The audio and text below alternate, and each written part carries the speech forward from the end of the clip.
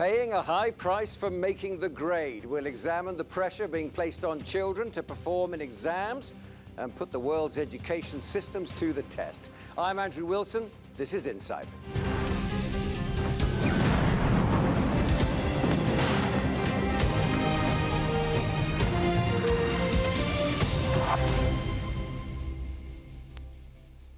Welcome to Insight. As we move further into this 21st century, our next generations are facing new challenges for adult life. It's exam time in many parts of the world, a time when we almost expect stories of stress, coping difficulties, and even worse, as another wave of youngsters tackle the expectations of their national educational systems.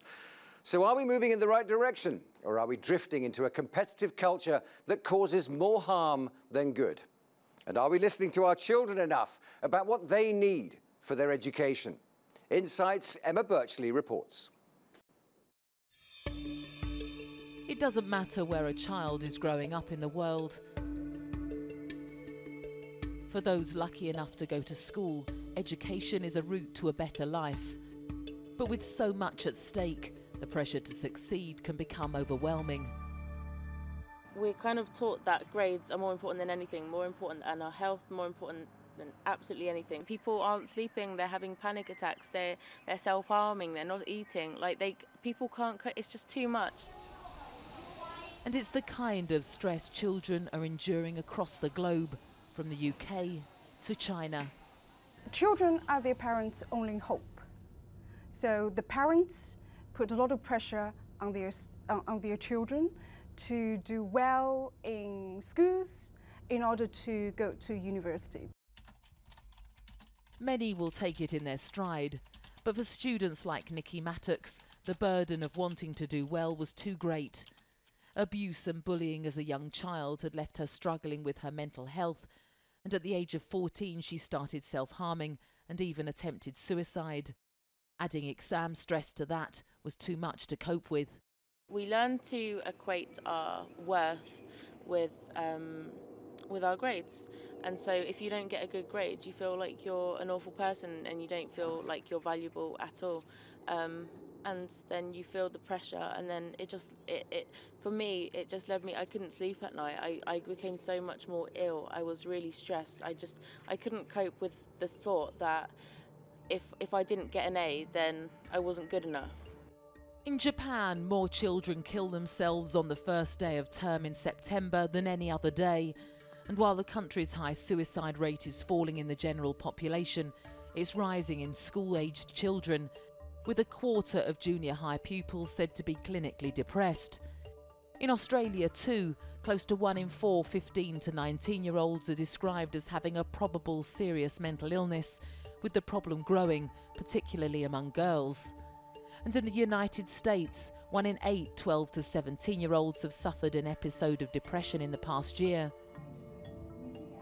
Dr. Ye Liu's research on education in China has revealed the strain students are under there, pushed to succeed in the brutal university entrance exam known as the Gaokao. It's such a major event each year that parents gather to see their children off to the exam hall and wait anxiously for their return. It doesn't help that many families were subjected to the one-child policy. The secondary school students have pressure both from school and the parents. School wants the student to perform well, to maintain their ranking, and the parents want them to do well to pass the Gaokao. So they have this kind of dual pressure. So the parents expect school to have a longer school days, so more classes, cramming more evening classes or earlier start for their students. In addition, parents also invest this shadow education. So a recent survey suggests around 30% of the secondary students had additional private tutoring in mathematics and English. 2 subjects are compulsory exams in the Gaokao. Plus, pass the test papers down. In Singapore, suicide rates among children are also rising, and the Ministry of Education has recently intervened to push the importance of children's well-being, with this video part of the campaign. What do you mean by well done? I still failed. you worked hard and made a big improvement. Isn't that more important?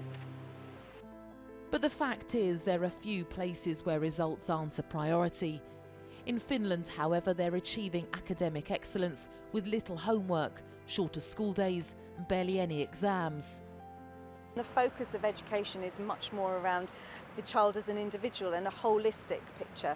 So they're looking at children's strengths and looking at supporting and developing those. And those are the kinds of things that we know help children develop and grow in a way that's psychologically well and healthy.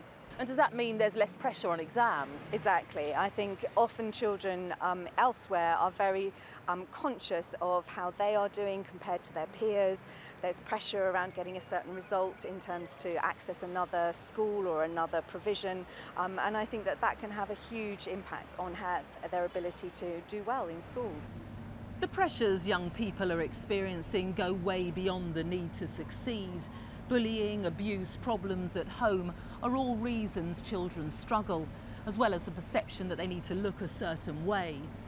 But it's the belief that so much hinges on a handful of exams that can trigger a tipping point. As a teenager, Nikki felt so much pressure to get results that she travelled daily to school from the psychiatric ward where she was being treated to take her exams. She's in her second year at university now, studying to be a mental health nurse, and works hard to keep the pressure to succeed under control.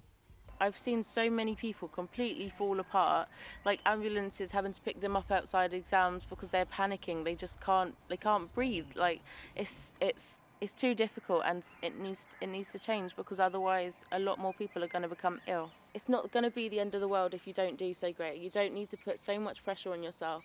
You should allow yourself to take breaks. You should allow yourself to do things that are fun. And if you don't get a star, then so what? It doesn't mean you're any less of a person at all. But the reality is, exams and testing are a part of every school pupil's life, and the challenge is keeping the need to succeed in perspective. Emma Birchley reporting for Insight. Emma Birchley there, and to discuss Emma's report further, I'm joined by Caroline Hill, who is a school teacher working with young children in the UK. She's also an education activist. Caroline, thanks very much indeed for joining us. You know, it's almost like if we could just press the pause button and have 2 years of no education so we could stop and think about it. But I suppose the momentum is such that whenever you've dealt with 1 year, there's another one waiting to join, and so it just soldiers on.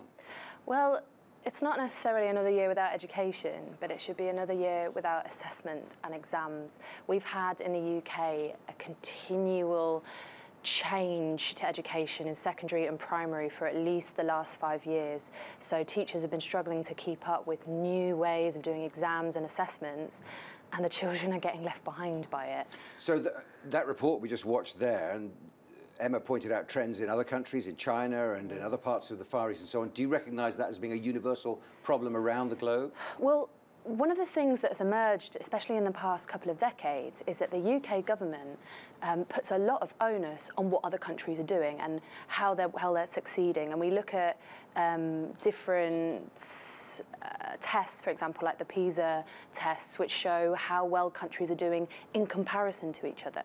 The thing is, these tests aren't particularly comparative because they don't look at the cultural significance of exams and testing in a country. They don't look at what is expected of children within certain cultures. And to be honest, our education policy is now being built towards replicating other countries' education successes without thinking about what actually works in our own country, in our own culture. Sure. So we all know the traditions, particularly in the subcontinent and Far East, where children do a lot of hours.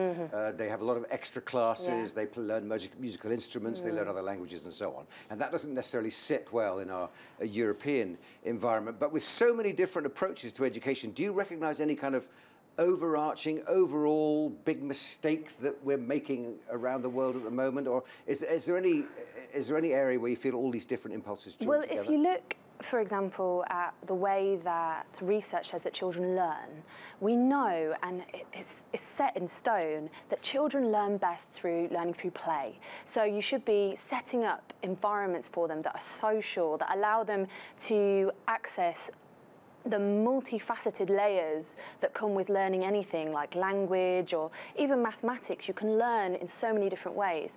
We're sticking to a very traditional approach where we sit them down in front of a table, get them to memorize things and expect them to have learned it, when all the research points towards the fact that actually no, they need to be able to use these things. They need to be able to see the context of where they should be used. They need to be able to learn from others, because that's the way adults learn. That's the way they're going to physically learn when they are out of the school. Okay, so why don't we do that? Well, in this country, one of the reasons we don't tend to do that is, firstly, tradition. We're still sometimes stuck in the Victorian mindset of putting everyone in front of a teacher and letting them talk. We're also strapped for resources. Setting up these learning environments, especially for younger children, needs funding, it needs significant physical resources, it needs space. And we're stuck in schools that were built 200 years ago, that were built for that Victorian style of learning, and we don't now have the areas and the facilities for children to learn effectively. So many, and we also don't have the curriculum that allows it, so many early years teachers are able to do this. Our early years curriculum is completely based around this social learning approach, and it's incredibly successful. The first couple of years of school, when children get into reception, which is the first year of primary school here, are an enriching experience where children learn without being told by a teacher, but by finding things out themselves. Okay, fine. So let's take a particular example. Let's look at Finland, for example, or any of the Scandinavian countries for that matter. They have a policy of children starting school a bit later, around about 6 or even 7 years old. They leave their shoes by the door. There are bean bags. They're allowed to bring their phones because they think that it's important for them to understand their phones will always be there, but learn to not use them as a distraction, but as a learning tool. So a very modern approach. Is that the sort of thing we should be hitting for? I mean, are other countries ahead of us in understanding how children learn? Well, they've taken very convincing research of creating a social constructivist classroom, and they have used it and produced results. Finnish children are happier. They achieve better than we do, and it's not because they don't pass tests, it's not because they don't have to do homework, it's because their actual learning environment is stimulating. Their actual learning environment allows for them to learn at a rate that allows them to keep up with the rest of the world. And when it comes to things like starting that little bit later, studies have shown that, yes, we start them early in the UK, but if you start later, you can catch up much quicker because you're more likely to be receptive to the learning. And what about the whole idea of competition? Competition is favoured in many countries, particularly in Southeast Asia. Again, competition is crucial. The whole passing of these benchmark tests all the way through an education process.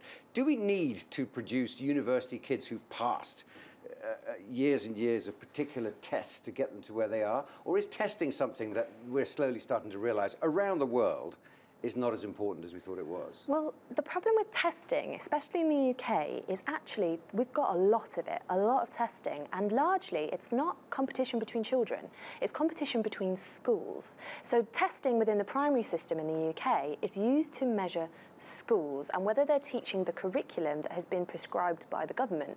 So, for example, when children are 6 years old, they have to sit something called the phonics screening test, which basically sees whether the school has been teaching a phonics system, so a reading system, effectively. The thing is about this test is that children have to read fake words, so they'd have to read an alien word like schnorp to prove that they can pass it.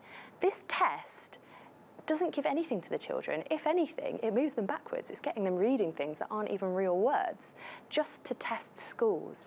Final thought, Caroline. Education is all about preparing children, the next generation, to take over as adults and make their way in the world. Are we mindful enough of that? Do we look at what we need or might need as adults and seek out educating our children in preparation for that? No, I don't think we do. In fact, our curriculum basically says, if you listen to the teacher, you read the book, you pass the test, you will do well. However, real life is not like that. You are faced with problems that you have to come up with your own ways of solving. You are faced with new situations that you have to go and find out things about yourself and learn about something new so that you can solve that problem. That is not the curriculum that we teach to, and it's a right shame that we don't. Carolyn Hill, thanks very much indeed for joining us. You're watching Insight. Coming up, we'll talk more about education, this time in South Africa.